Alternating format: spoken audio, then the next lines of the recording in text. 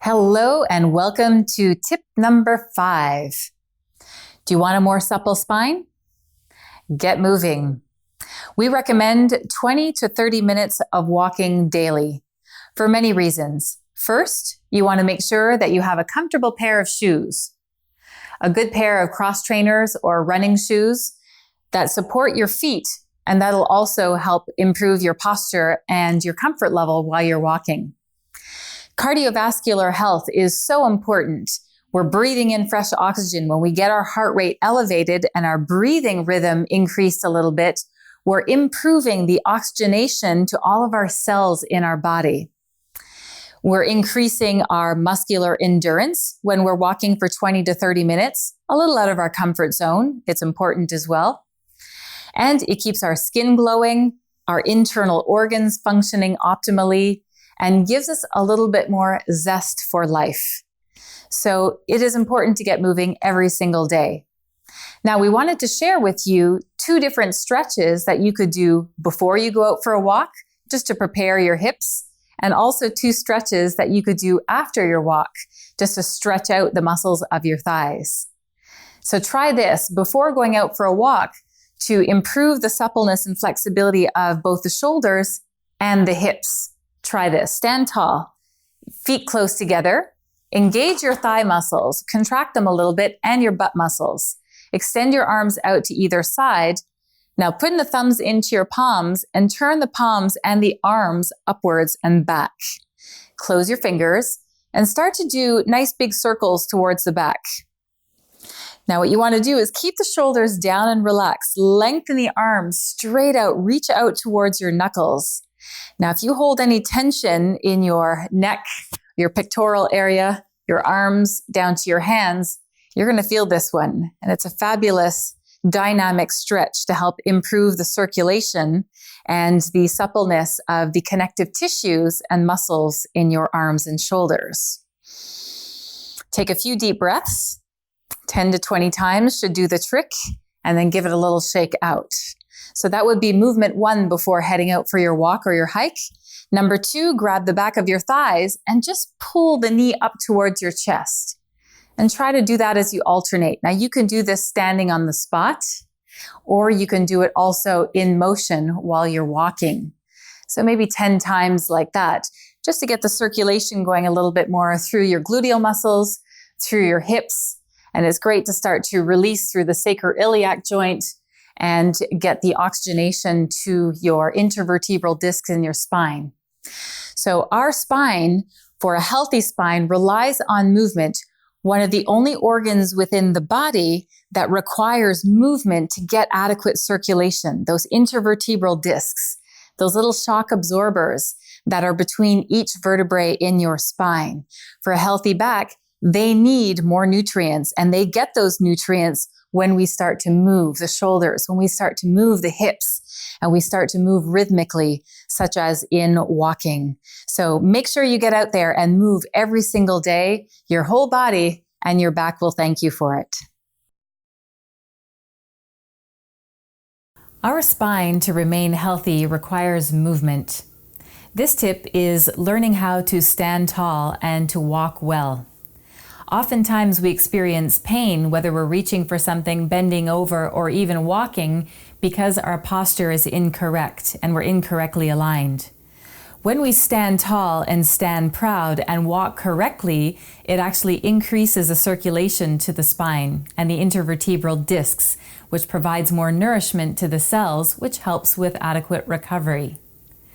Movement combined with proper rest is the combination that we're looking for here. We'd like to share with you now on how to walk properly, since we recommend at least 20 to 30 minutes of daily movement to improve the strength and endurance of your cardiovascular system and improve the endurance of the muscles that support the spine, and improve also the circulation and the resiliency of the tissues that help support your back. So be sure that you are standing tall, standing proud with your chest high and your arms alongside of your body. It's better to walk at a moderate to vigorous pace than to walk slowly and slumped without moving the arms. Be sure that the arm movement is initiated from the shoulder and not just the elbow. and that the arms are moving opposite to the legs. So we're going to focus on our power posture. We're going to move and walk vigorously at a good, strong pace. Let's get moving. Before going out for your walk, refer to some of the dynamic stretches that we do to help prepare the hips and warm up your spine before you go out, just to get the circulation going. Number one, let's focus on nice, tall posture. Refer back to the power posture video. Roll your shoulders down and back, stand tall, stand proud. Take a couple of deep breaths. Make sure that your breathing rhythm is smooth as you go out walking. Most spine specialists and doctors will prescribe walking to almost all of their clients. And just the art of walking with your legs and your arms swinging in opposite movements will help improve the circulation of your spine. The coordinated movements of your arms and legs during walking will help improve your energy, improve the resiliency of your tissues, and help very gently build some endurance in the muscles around your hips, your legs, and your back, and take the tension out of your spine. So be sure that your spine stays well aligned as you're walking, following a nice, smooth, brisk pace.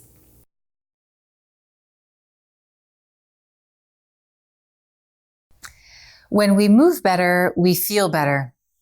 According to Harvard University, just 15 minutes of rhythmic activity per day is like taking an antidepressant.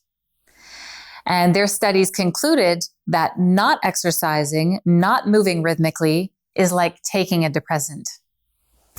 So when we do rhythmic movement, such as the 20 to 30 minutes walking that we've suggested, you'll feel better, more mental clarity, and definitely a better mood. I know I feel great after I've spent some time outside after a good walk. So after your walk, try these two stretches to stretch out your quadriceps and your hamstrings. You can go against a wall or hold on to the back of a chair. Grab onto the ankle, soft knee in the opposite leg. Try to line up both knees. Draw your hips forward and then move the knees slightly downwards. So 3 actions to the stretch. Pulling the knees in line with one another, bringing the bum in so the hips are straight, and then gently dropping the knee downwards. So we hold that for 6 to 8 deep breaths, just to the point where you feel that stretch through the front part of your thigh. We show some different variations of this stretch also later in the full Mend My Back program, lying on the floor. Once you've done that leg, you do the same thing on the other leg. The back of the thigh, we want to balance out the muscles, a hamstring stretch. This is a standing variation. Soft knee. We'll bring our heel up onto a chair or a bench. Tip from the hip. So remember that hip hinge that we learned in one of the previous tips. We pull the hips back first, draw the belly towards the thigh, and pull the hip back. So my left leg is extended. I'm drawing my left hip back and moving forward far enough until I feel that stretch through the back of the hamstring. Now, the more my toes are pulled towards me, the more I'm also going to feel the calf muscles stretching. If that's a little too intense, or if you have sciatic nerve sensitivity, then we want to make sure that the foot is a little bit more pointed, so we're not really yanking those toes back. Just go to the point of tension. We're never working at 100% of our capacity. So it's not about trying to go deeper, rounding the spine to get somewhere and start bouncing. Avoid the bouncing. Nice static stretch. We go to the point of tension and we hold it for 6 to 8 deep breaths.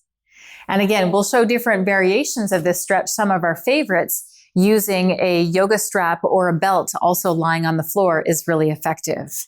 So try those 2 stretches after your next walk or your hike to loosen up the muscles around your thighs.